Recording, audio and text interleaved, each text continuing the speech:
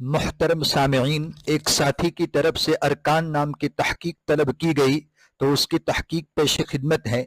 ارکان یہ ایک عربی زبان کا لفظ ہے، جمع ہے، اس کا واحد آتا ہے رکن۔